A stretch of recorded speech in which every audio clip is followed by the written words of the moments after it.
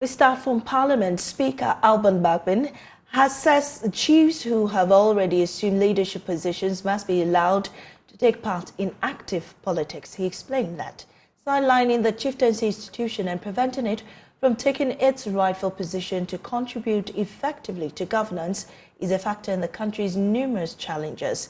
He therefore called for an amendment to the Chieftaincy Act to reposition the chieftaincy institution as an integral part of governance. Mr. Bagbin was speaking at a meeting in Ho with traditional authorities in the Volta Regional House of Chiefs during his visit to commemorate 3 decades of parliamentary democracy in Ghana. Chieftaincy is a very, very key institution in this country. It's one of the foundation stones of our country, Ghana. And one of the reasons why we are having challenges is because we have failed to pay the necessary attention to chieftaincy. We haven't given it its rightful place of honor and glory. And I've spoken many times that it's high time we look at it. I completely disagree with the framers of the Constitution when they say that chiefs cannot play active politics. The Supreme Court has given us an explanation on that, what they meant by active politics. But the franchise, your right to vote, is made out of 2 ingredients. The right to vote for somebody and the right also to be voted for by some people. That's the franchise. So how can you give them half of it? The chiefs can vote for people, but nobody can vote for them. That definitely is wrongful and unlawful.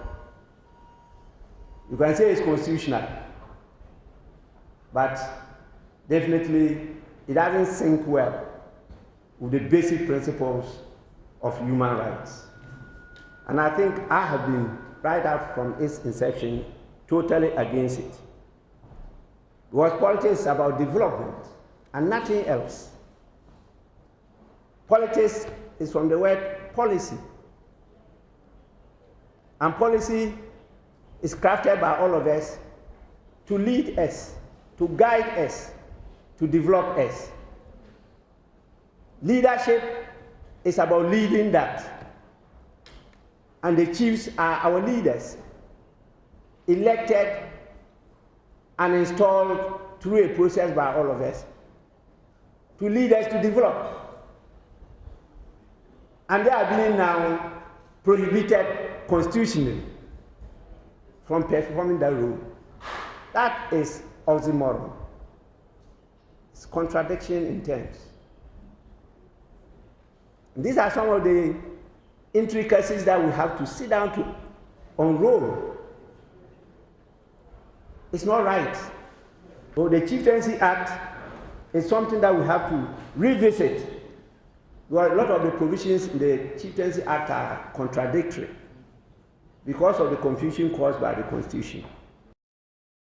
Opinions are divided over Medina MP Francis Xavier Soso's new private members bill proposing changes to the Holidays Act. While a segment of the public support the proposal for 2 days of holidays for Eid al-Fitr and Eid al-Adha, there's opposition to the idea of maintaining holidays that fall on weekends without moving them to Mondays. Another proposition is to move holidays that fall between Tuesday and Thursday to Friday.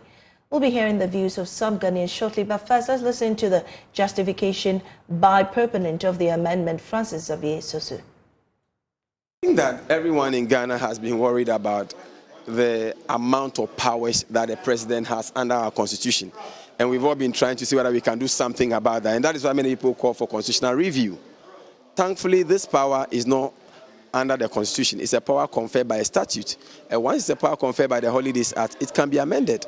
It's not an entrenched provision. So the proposal is in the right place because when you look at that provision under the existing Holidays Act, it is a provision that is always referred to anytime holidays are changed from weekends to like Mondays. So a holiday falls on Saturday, you are moving it to Monday. Why? Holiday falls on Sunday, you want to move it to Monday. Why? You see, so that practice is what makes us lose a lot of productive days in holidays. And once we prevent that practice, it allows us room to introduce opportunities like these holidays for like Islamic populations, such that, you know, they can also feel belonged and they can feel more participating within the Ghanaian community. So I think that the proposal is in the right direction, it's a right proposal, and it promotes religious inclusiveness. It's something that has been on the banner for some time now. And also being a member of parliament in an area where I have a very substantial numbers being Muslims, this conversation has gone on over and over and over again with the Muslim communities. Some of the imams, even persons from the office of the National Chief Imam, and so on and so forth. And so we've been researching into the area for some time, except that, you know, Ghanaians generally have aversion sometimes for holidays because, I mean, employers would always have issues with additional holidays. But then I realized that there could be ways of curing that. And one of the ways we can cure that is to propose another amendment that allows for productivity in the existing holidays. So you will realize that there are two separate amendments that I have proposed. The first one has to do with productivity. In other words, when holidays fall on productive days, it will be sent to days which are not non-productive, like Fridays. And when holidays fall on weekends, it is marked as holiday. And what that means is that there's an amendment to the existing legislation that allows, that prevents the president from changing the days in which holidays fall, or on which holidays fall. But there seems to be mixed reactions from Ghanaians about the bill. Let's listen to some of them. In support of it, that when it is on, that's weekend, it should be on weekends. No. Holidays are meant to be celebrated, and we also have weekend, which weekdays or weekends that are for extracurricular activities. So I think when it falls on weekends, we shouldn't keep it on weekend. We should celebrate it. That is, we should even push it to a Monday to celebrate it. So I think on that viewpoint, I'm not in agreement with it. But what about the other one that if it falls between Monday and Thursday, we should move it to Friday? Yes, I think for me, I would say that's a really great idea. Yes, because Friday is assumed that after work is partying, or that's we have Saturday, that's we don't do anything. So I think it is a great idea that when it falls within the weekdays, we can be moved to Friday, then we can celebrate it. The other, or the Muslim celebration, is actually a standardized something that they do nationwide. So if we try to change the system just to please what the Muslims are doing, I mean, I'm not trying to condemn, but I think it is not actually the right thing to do. I don't think it's a good idea because if it falls on a weekday, it's best we celebrate it on the weekday because, you know, sometimes going through the week from Monday, let's say from Monday to Friday, sometimes we are stressed out and all that. And so it's better within the week. If there is a holiday, we break, rest, and then return the following day with a new strength. So I believe that it should be maintained if it falls on a weekday. So what about his proposal that if it falls on, let's say, Saturdays and Sundays, there shouldn't be any holiday on the next Monday? I also disagree. I think that it should be celebrated because I believe it's a day that we used to mark specific calendars, and so it's just like demonstrating. When you are demonstrating, you bring all attention to the fact that something is happening.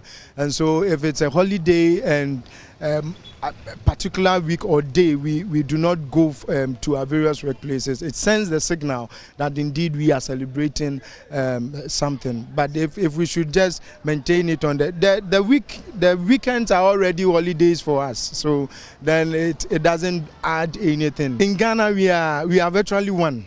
when you pick the Muslims and the Christians. When we celebrating our Christmas, obviously, if it's a holiday, they also get a holiday. We all celebrate together. The Eid also, when it happens and it's a holiday, we also celebrate with them. So Parliament has agreed or has approved a concession agreement between the Roads Ministry and Ghana Infrastructure Investment Fund worth $338 million for the expansion of the TMA Motorway redevelopment and expansion project. The motorway will be expanded to 10 lanes and construction is expected to last for 36 months. There's more in the following report. The problems of the TMA Motorway are well documented. Constructed so many years ago, it is now riddled with potholes. And in fact, at some points and some parts of this road, you will see iron rods live on these streets. So many people have complained that government need to do something about this. Government promised some years down the line that they were going to expand it. Finally, a loan agreement has been approved by the House for the TMA Motorway to be expanded into 10 lanes. Listen to Chairman of the Roads and Transport Committee, Kennedy Osenyako, present his committee's report recommending the approval. The committee observed that 1% of the revenue accrued to from the project will be given to the Ministry of Roads and Highways. Mr. Speaker, the motorway project is expected, the concession period is for 30 years, and it is expected to be completed in 36 months. Mr. Speaker, it is a 10-lane project redevelopment that they are doing. They are going to expand the lanes to be 10 lanes with 8 interchanges at various sections of. The minority also supported this motion for the loan to be procured for the TMA Motorway because they believe TMA Motorway is such a significant part of Ghana's economic development, and the road, in the current shape it is, cannot help. The TMA, the first tranche being the motorway, Mr. Speaker, has 10 lanes that hitting the Tetekwashi motorway. The Tetekwashi circle will also be managed and properly constructed so that the 10 lanes coming from TMA will hit the Tetekwashi, that there wouldn't be any congestion and any problems going forward. The TMA Motorway, which is over 50 years, particularly the concrete part of the property or the structure, is said that you need the capacity of a contractor that is not doubted. And therefore, the contractor, the Maripoma contractor, demonstrating all the competence and efficiency for this project is appropriate. The Speaker of Parliament put this to a vote and the ayes had it, and the TMA Motorway will now be expanded to a 10-lane with several interchanges on it. This project will also cover some part of the N1 and other parts of the roads here in Accra. Reporting for Joy News, Kweku Asante, Parliament House, Accra. Well, it's exactly 8 days until Christmas, but what's in your shopping basket? Well, while many are grappling with how much to spend on which item is on display, several others are actually undecided on what to buy, particularly given the variety of items on display on the market only for Christmas. So my colleague James Ashen is currently at the Makula Market, Accra's biggest wholesale and retail shopping center, to gauge the mood among traders and shoppers. He joins me live with more. James, exactly where are you in Makula and what are the items on display for Christmas?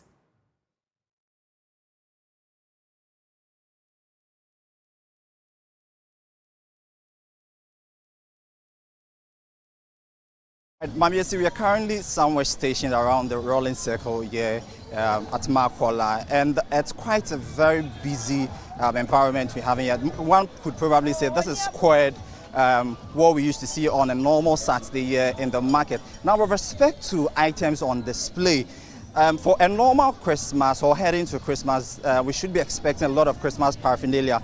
But that seemed not to be the case here. Looking around, you could just see a few of them, and people just going about their normal selling and daily activities. So with respect to the items, we are not seeing much with respect to this, the Christmas paraphernalia here.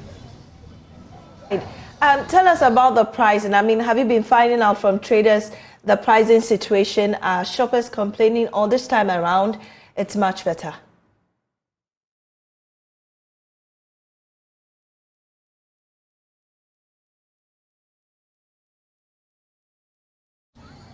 All right, so when that had been the conversation for the day, these shoppers are expecting the market women to reduce the price of their items, but it appears that that is not the case. I've been engaging some sellers and some buyers. According to these sellers, I'm being told it's because of the hike in taxes, where we could probably talk about VAT and all that.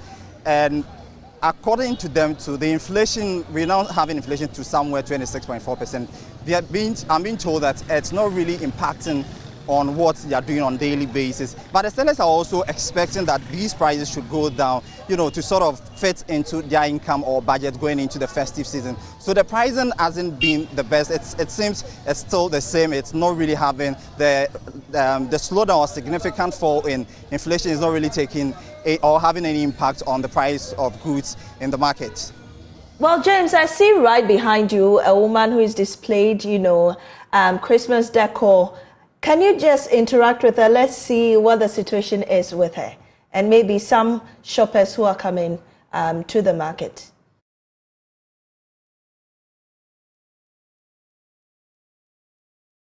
Right, so let me do that. I've been earlier engaging her, but let me quickly engage her to know what are the prices. Auntie Joyce, I just want to know, and your born at the compared to what we saw last year. And your man and call ye crowd, and touch we dear Pauchona when you shine on your money ye my last year, your man in our woman, last 2 years in your man in our woman, dear Paucho. Yeah. Oba no Babakasa. On that don't take.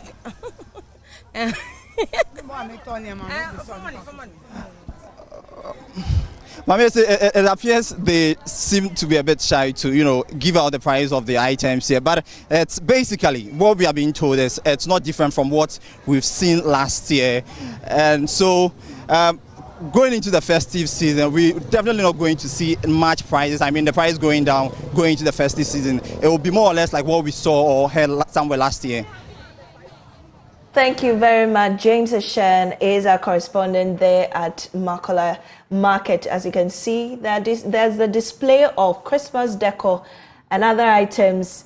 And we're wondering how the Christmas is going to be at your home. Please let us know about that. But moving on, there are gloomy pictures of Ghana's Galamsey fight. As experts says, there is no recent biodiversity data on the extent of damage to soil and underground water. The activities of illegal miners continue to destroy forests, water bodies, and poisoning of food crops from these areas due to high lead exposure. Now, the government, in its attempt to remedy the situation, has begun a reclamation exercise in some of the affected areas. But speaking on Joy Speaker's series on a news file, microbial ecologist and social activist Suleimana Isifu says no recent data supports how the restoration could be done. The question as to whether Ghana's ecosystem is at a tipping point cannot be answered. The reason is simple. We have not made sufficient use of science to collect data on biodiversity that we have. The last check that I made, our biodiversity data was collected as far back as 1965. And since then, we don't have, for example, a national bank of data on essential microorganisms that exist in Ghana that make life habitable for plants, which in turn make life habitable or life possible for humans. And because of this, I told a friend, I think Dr. Kwame Sapon Aidoo, I had a discussion with him. And I told him that even in future, if Ghanaians decide to be rational and decide that we have to revisit the reclamation of our Galamsey destroyed site, I doubt if we'll be able to do the reclamation because what exactly we have lost, we don't know. So what microorganisms we've lost, we don't know. We don't have the data on that. So when we say we want to reclaim, what is the baseline for reclamation? What exactly are we going to reclaim? We will not be able to do that. Right. And this is a source of worry. So what's the reasonable period within which the reasonable intervals? Period, I would say, it must be a continuous process. So, for example, in Europe, and you know that I'm involved in an European project that is investigating what we call nature-based solutions. So, in Europe, for example, every now and then there are studies going on to discover new how do I call it, new biota or new biomes. So it must be a continuous process. But even if we don't have the resources to do that, at minimum, every 15 years, I propose that we should have, and especially in the areas that we are disturbing, in the Galamsey areas, immediately, I am proposing to the government to move in immediately and begin to collect data of the biodiversities around those areas, so that when we become rational people and we want to restore those areas, we will be able to do so because we will know exactly what we've lost. Artisanal small-scale miners in the country have been advised to use mercury-free rock processing technology that is safe in the environment for the extraction of gold. Speaking at a workshop for some artisanal miners in Takwa, Chief Executive Officer of Commodity Monitor Limited, Stephen Yabwa, emphasized the need to use new technology for the recovery of gold while ensuring a safe environment. Speaking at a stakeholders workshop at Takwa in the Western Region for 50 stakeholders in the mining industry on the theme Artisanal Small-Scale Miners and Impact of Chemical in Gold Recovery, Can Improved Technology Be the Game Changer? The workshop discussed the negative impacts of the operations of small-scale miners on the environment and the health of the individual.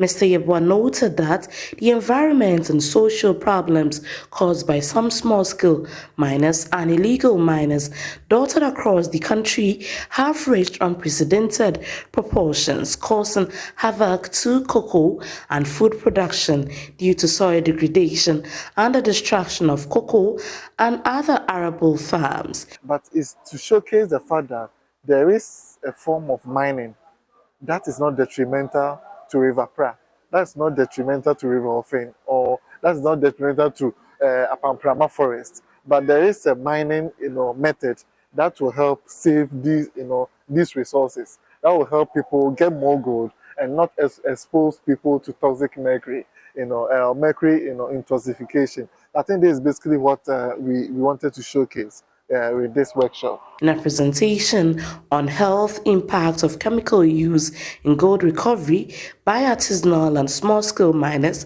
Professor Paul Poku-Sampene Osei, head of forensic unit at the Kwame Nkrumah University of Science and Technology, pointed out that the use of mercury and cyanide to extract gold are very harmful to human body. So if not used responsibly, what happens is that it comes, when it's used for gold extraction, it comes out as gas or vapor. So when it gets into that level, it goes into the atmosphere, it mixes with the air that we breathe in, and so can cause a whole lot of problems, such as lung problems, kidney issues, liver, and to some extent, the brain can also be affected, and then even the developing fetuses that are being carried by our mothers can also be affected, especially when these mothers inhale them or ingest some of these mercury. Benjamin Kesse, Municipal Chief Executive Officer at Takwa in Suayim, added that in pursuance of sustainable development and responsible mining practice, it is imperative to explore the potential improved technology as a game changer in the field. In our pursuit of sustainable development and responsible mining practices, it is imperative to explore the potential improved technology as a game changer in this field. Technology has proven time and again to be a catalyst for progress and innovation, and we believe it holds great promise in transforming artisanal and small-scale mining for the better. Later, stakeholders in the mining industry visited the mining site at Aboso in the Pristiahoni Valley municipality, where a demonstration of the use of gold catcher took place that led to the processing of gold. For Joy News in Athalia Kwanza, Western Region. Well, over 50 persons from different professional disciplines in the Takwa and Suayim enclave of the Western Region have also been trained in the handling of liquefied petroleum gas by the University of Mines and Technology in a day's workshop. Natalia Kwanza has more on this report.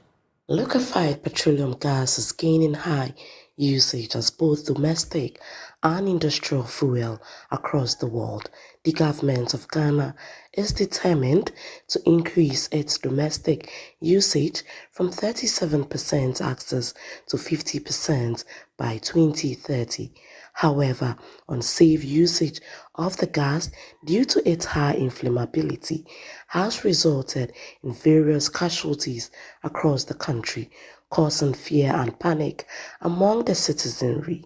These casualties have been recorded on the highways, refilling stations, and commercial and domestic settings. These incidents may hinder the 2030 access targets set by the government and SDG 7 and 13. Here is Professor Richard Amorin with the GCMTEF Faculty Research funded project. A whole lot needs to be done. We need to holistically review the entire value chain. We need to bring stakeholders together once again. We need to address the various challenges in each of the sectors. So when it comes to the domestic sector, the challenges that they are facing, the knowledge gap, we need to try to address that. We also have to come to the refilling aspect.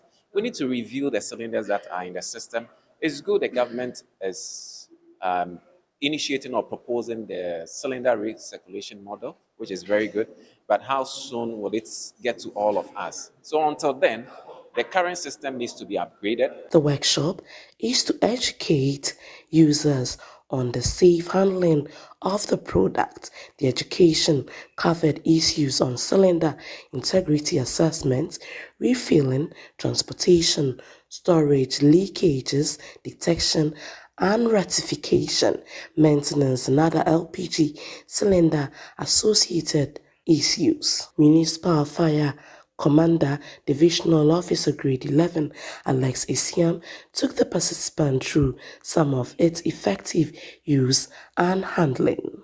LPG cylinders are usually made up of aluminum, carbon fiber, and steel. A cylinder should be inspected for excessive rust, dents. We are saying that the base of the cylinder should be taped on the side to look for corrosion or any other evidence that the structural integrity of the cylinder might be compromised. How the cylinder is, the same thing, we should always try as much as possible to maintain the cylinder. Filling of cylinder should be done according to regulation. LPG cylinders are to be filled to 80% of their capacity. 80% of their capacity. The participants included GPRTU, Garages Association, Market Women Association, the Sakwansiayo Municipal Assembly, major restaurants, churches, mosques, and the public. Municipal Drivers License Officer in Takwa, David Amankwa, speaks on some challenges with installing the liquefied petroleum gas technology. LPG vehicles generally demonstrate engine performance comparable to traditional gasoline-powered counterparts, delivering smooth acceleration, good torque, and characteristics and similar power outputs. The combustion characteristics of LPG contribute to reduced engine vibration and noise and enhancing the overall driving experience. The participants were later taken through a fire simulation exercise. For JoyNews, Natalia Kwanza, Western Region. Well, acting Pro-Vice Chancellor of the University of Energy and Natural Resources in Sunyani, Professor John Kwonu, is calling for Africa's private sector to step up their 14% contribution to climate finance to help attain the 2030 climate goal. Speaking at the university's congregation lecture, Professor Kwonu said the financing gap in the climate change adaptation in Africa is too wide, a situation that requires deep financial involvement of the private sector to augment the contributions of international donors. Precious Semavo has more on this report. Bimbu is a small town located along the Nanduri District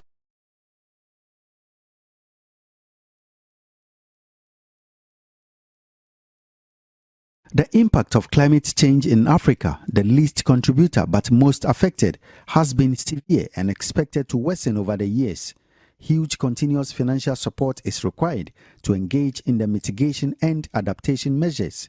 However, the continent relies heavily on international donors with an expected support of about $277 billion annually to implement the NDCs and meet the 2030 climate goals. At the University of Energy and Natural Resources 8th Congregation Lectures in Sunyani on climate change adaptation investment in Africa, the role of governments and non-state institutions, the acting Pro-Vice Chancellor, Professor John Kuonu, called for Africa's private sector to up their contribution to climate finance in Africa. Despite the difference in climatic conditions across African countries, we want to see a lot more flows to other countries such that it will enable them to be able to adapt to the changing climate. Thanks to the multilateral organizations that are helping African countries in respect of adaptation. But what we want to say is that the finance gap is too huge and need to be closed out. The private sector in Africa is also performing its role with respect to climate change adaptation. But the 14% contribution to climate finance in Africa by the private sector is low compared to other regions, such as South Asia, Southeast Asia and Pacific, and then Latin America and the Caribbean. And if you see what is happening in the US, 96% of the flows is coming from the private sector.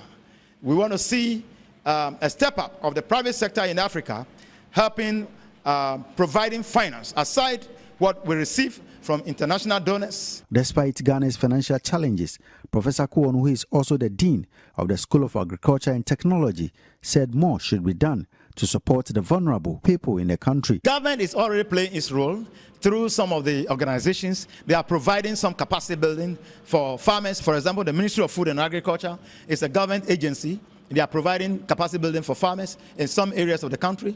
But more needs to be done in respect of looking at the vulnerable group, for example, women farmers, the youth, and then the aged. How are they adapting to climate change, for example, in the northern part of Ghana? We need to look at this and see how we can help them. But I believe that if more funding comes from abroad and we can squeeze something from our internal budgets to be able to take care of the issues to address climate change, we should be able to do that. We have financial challenges, but if governments can continue allocating some significant level of finance for climate change, we will be a step ahead of other countries in Africa. Precious Semevo, Joy News, Sunyani. The chief and people of Bimbu in the Buu Nanduri District of the Northeast Region have accused government of deliberately denying Konkomba communities their share of the national cake. According to them, unlike communities dominated by other tribes in the district, government has outrightly neglected the Konkombas and their communities in the provision of basic social services such as clean drinking water, roads, education, health, and economic and livelihood empowerment. Speaking at a traditional Thanksgiving ceremony, the chief of the community, Uho Sikom Daniel Tibila, reminded government that Konkombas are also Ghanaians and must be treated equally as enshrined in the constitution of the country. Bimbu is a small town located along the Nakanduri-Bumpurugu Road in the Bumpurugu-Nakanduri District of the Northeast Region. Like other parts of the district, the community is predominantly inhabited by two tribal neighbors, the Konkombas and Bimobes, who had coexisted peacefully until from late 1990s when a series of conflict broke out between them, which then forced the Konkombas to move to the southern outskirts of the community. The Konkombas portion of the community is now called Bimbu South. This community of over 1,000 peasant families is indeed deprived and marginalized, as there is no single basic social infrastructure provided by the state. The road linking the community is almost non-existent. As a result, the residents are unable to access market centers and transport foodstuff home from their farms. These residents I met were trekking from distant locations to the market of a nearby community, whilst these women were stranded because of no means to transport their wares to the marketplace. One of them representatively voiced their frustrations to me. Because of the bad nature of the road, no vehicle comes to our community. We face great sufferings every day. We even sometimes walk to Bintri Market because of the poor nature of the road. Because of the nature of the road, when you are sending your goods to the market, the possibility is that the car or the motorcade will get the road down alongside the road. So it's affecting a lot of us. Apart from the bad nature of the road, the only education facility in the community is this 3-unit classroom block built with mud many years ago through communal contribution. The only source of drinking water, in particular during dry season, is a small stream being shared with animals and located several miles away from the community. Also, the water we are drinking is the contaminated water, and because of that, we are affecting a lot of disease. So we are therefore calling on the government and the general public, the individuals, to come and support us. There is no health facility, and according to local authorities, many of the residents in this community are extremely poor and live on less than 5 Ghana cedis a day. We face severe challenges in accessing healthcare here because of the nature of the road. People here do not like going to the hospital, which is affecting our lives here. So we need assistance from the government. At the maiden celebration of the return of the Indipuan Dam Festival, the residents accused the district authorities and the government of deliberately neglecting their plight. Government neglect us because we are Kunkumbers, and the whole district, we are the only Kunkumbers among the district, and all the development is going to the other side, and we are about 3 clans. We have Mampisi, Bimovers, and Kunkumbers, and we are the Kunkumbers among the district, and there's no development. The festival is annually celebrated by the Konkomba people to thank the gods and their sisters for a healthy and productive season. The chief of the community appealed to the state government to pay attention to the development of Konkomba communities nationwide to avoid widespread failings of tribal marginalization and discontent. So we are pleading with the government to also turn his back and look at we are voting. We are Ghanaians. We are Ghanaians. We are not outsiders. We are Ghanaians. And if the president is saying anything concerning national cake, meanwhile, the district chief executive of the area, Joseph Luknan, at the same event, dispelled the allegations that the government had neglected Konkombers and their communities in the district. What I can only say is that there is nobody sitting somewhere denying someone development, but it has to do with what? The perception. And we are doing the sensitization within these areas, and the understanding is really coming that development is in stages. You cannot get every community to be connected to the electricity one day, which they are complaining. Likewise, the road. The Member of Parliament for the Yunyu constituency, Liwa Oscar, in a speech read on his behalf, called on the people to live in peace and harmony to attract the needed development. From Bimbago, Elias Sotanko reporting for Joy News.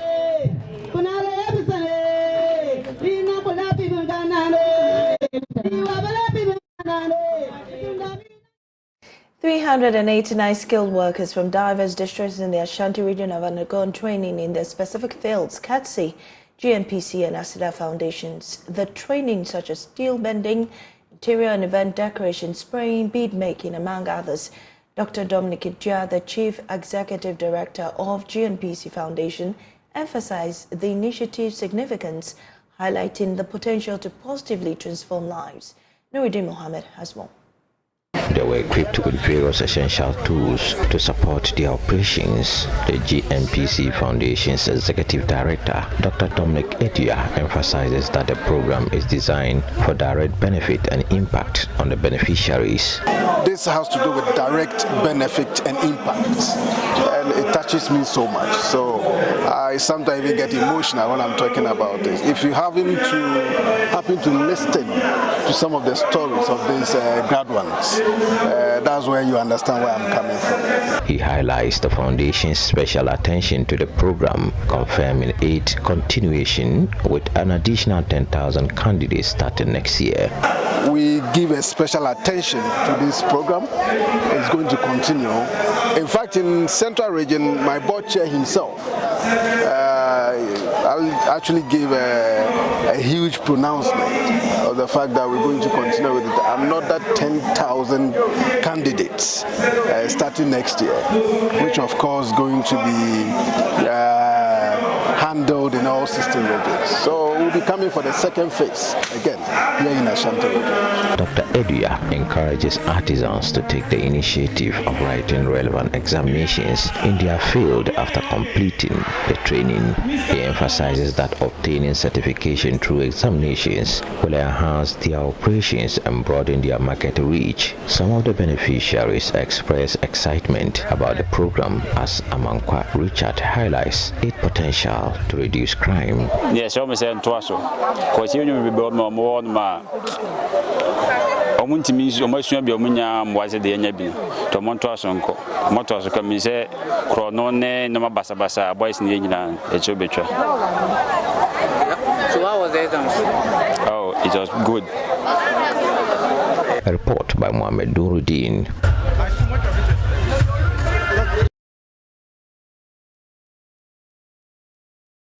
You're watching JoyNews Room. We'll be right back after this break.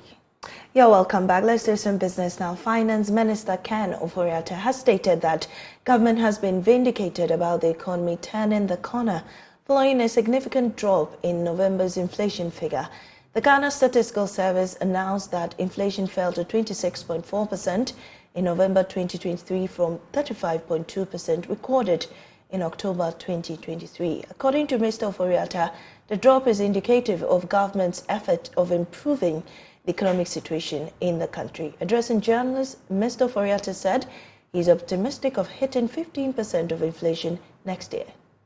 This meeting we'll have with GRA evident that they are also beating their targets, and that's very encouraging for us. When you add that to where I believe we have turned the corner of the economy, we saw yesterday inflation come down to 26.4%, which is literally half of where we were at 54 point something in at the end of last year. So it's quite an impressive performance. And I know we've gone through very difficult times, but you look at inflation being halved, we see our growth, which was expected to be 1.5%, and double at 3%. And then we look at the currency depreciation, which since February has been about 7.2% decline, quite a bit of stability. And the inflation also indicated that Greater Accra had the slowest growth in inflation. That is good. Food inflation is still problematic, but even that was down considerably from the 44% effect to about 32% this time. So the supply is not a problem. I think that logistical movement is what we need to get efficient about. So we are truly looking forward to a good year next year, and we all remain very hopeful and sure that we will turn around and get to the 15% inflation level that we are expecting for next year. Meanwhile, the Association of Ghana Industries is mounting pressure on the Bank of Ghana to consider reducing the policy rate following the significant drop in inflation. AGI says this will enable businesses to go in for more credit to expand their operations. According to Greater Accra Regional Chairman of the Chonam Akpalu, the decline is inflation is not having any positive impact on businesses due to the high cost of borrowing. He spoke earlier on Business Live. The thing is that the central bank for some time has been using the inflation targeting model in determining the policy rates. What it makes is that as the inflation goes up, they increase the policy rate with the hope that that will help reduce the inflation rate. So the reverse should be same. The reverse should stand. And we are saying that if the logic stands, then we quickly want to see the central bank comes out in the shortest possible time to announce a reduced policy rate. That way, it will be easier for everybody in the economy to appreciate the essence of the inflation rate. Because if you still keep the policy rate as high, then we will not make any benefits or any gains from the reduced inflation rate. The whole essence of all of this inflation rate is to guide how we play in the economy. And the major actor is the central bank's policy rate, which is what we've been talking about every day. Because as I speak, the banks are not even giving us loan for industry to flourish. It's really hard. Even if you eventually able to attract the loan, it's so expensive, over 30%. And imagine that you have to borrow money at around more than 30%. How are you going to make money? And this is just loan, giving the other input costs that are involved in making these business decisions. So we are saying that the central bank, as a matter of urgency, should quickly come on the table to let us know how soon they are reducing the policy rate. That way, we believe we'll go a long way. And I trust that they'll do it, given the model they'll be using. We believe strongly they'll do it. But also, it is important to take caution that it's not time to begin to celebrate yet. Because mind you, this inflation rate of 26.4% is for November. We are in December. And December, given the festive period and everything, normally general price level goes up. So our view is that we will need to wait and understand how the year ends vis-a-vis the target for the year. And that's it for business. We'll be right back with Showbiz.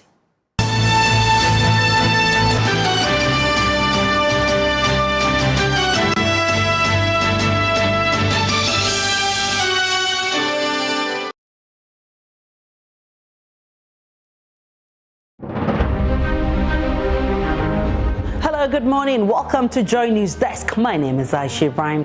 Let me tell you, this is not a small job at all. What can you report from the Fana community? We are still sounding the alarm for people who are hiding to know that help has come. The board is supposed to be meeting this morning to deliberate on this nominee. Yes, this problem has been recurring over time. The people have invested the fruits of their excellence, and you want to throw it away because you think you can. No, it's not lawful for him to do it, period.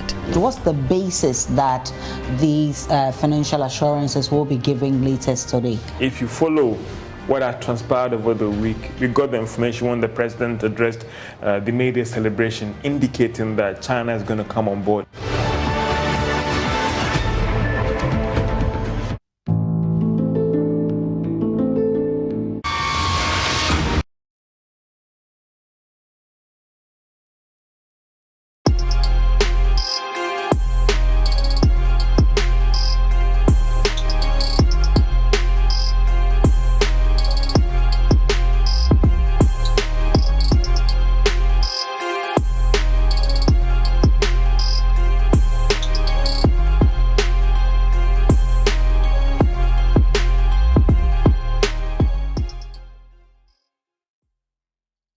Let's do some showbiz now. Lack of sponsorship in the creative arts sector is one of the biggest challenges the sector is facing now. Well, producers of AVV Rice, New Age Agric Solutions, have signed an agreement with comedian Foster Romanus to sponsor his show going forward. There's more in this report. In the Ghanaian showbiz landscape, the issue of insufficient sponsorship remains a significant challenge despite the vibrant and diverse entertainment events held across the country. Securing ample financial backing proves elusive. The comedy sector is not excluded. The lack of sponsorship often hampers the potential growth and scale of these events, limiting the resources available for production, promotion, and overall enhancement of the comedy experience. As part of measures to close this gap, AVV Rice has signed a sponsorship agreement with comedian Foster Romanos to sponsor his events going forward. CEO of New Age Agri Solutions Limited, producers of Vivi Rice, William Akono Kote, explains the reason for sponsoring Foster Romanos' event. In these days of stress and a lot of difficulties, challenges, we see comedy as one way for people to relieve their stress. Of course, we are also very much attracted to the entertainment industry, and we believe that comedy is one way to take our work or what we do to many other people. We want our brand, Vivi, to be a household name.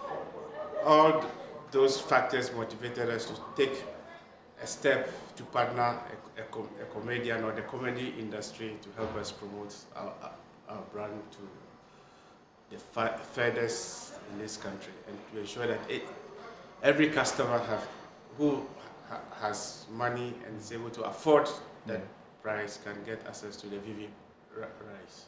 Foster Romano says he hopes more corporate entities will support the creative arts sector. On our part, we are very humbly excited that they give a consideration to a brand like Romano's Incomplete, to support and to come on board. And we are hoping that this will be one of many, and then also to be one that will also open doors to other corporate entities. Not that some corporate entities are not, but then we are hoping that it will be, much more, so that it takes a lot of burden off the event organizers or the creatives. Yeah. Joanna Asante, Commodities Business Manager for New Age, assures that Patreon Comedy will keep enjoying a Vivi Rice because there will be a continuous supply on the market. Don't forget to try our brand, because we can assure Ghanaians of a continued supply of rice because of our partnership with the Happy Project, which is proudly supported by the MasterCard Foundation to ensure agricultural youth productivity among the youth and women in Ghana. New Age Agri Solutions Limited was adjourned CIMG Agri Marketing Company of the year 2022, and they are poised to continue doing more to support the growth of the arts industry by way of CSL. For JoyNews, Nicholas Okoyamo's report read to you. Ahmad Al-Jaber Al-Shabaab has died at the age of 86. Kuwaiti State TV has announced the Sheikh had led the oil-rich nation for the last 3 years after taking over from his half-brother Sheikh Sabah Al-Ahmad Al-Sabah. The Crown Prince, 83-year-old Sheikh Ishal Al-Ahmad Al-Sabah, has been named as his successor. Kuwait has announced 40 days of mourning, and government offices are to close for 3 days. Sheikh Nawaf was named Crown Prince in 2006 and took over as Emir in 2020. Born in 1937, he was the fifth son of Kuwait's former ruler, Sheikh Ahmad Al-Jaber Al-Shabaab. He was defense minister when Iraq invaded and occupied Kuwait in 1990, sparking the beginning of the Gulf War, and later went on to serve as interior minister.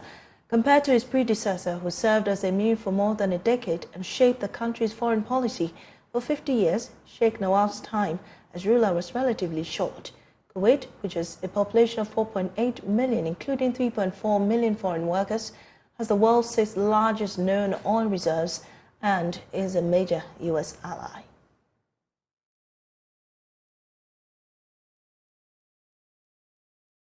And that's all we have for this bulletin in Joy Newsroom. I am Amisi Nyamiche Thompson. We're grateful for being with us. There's more news on myjoyonline.com. Please stay tuned for the rest of our programs.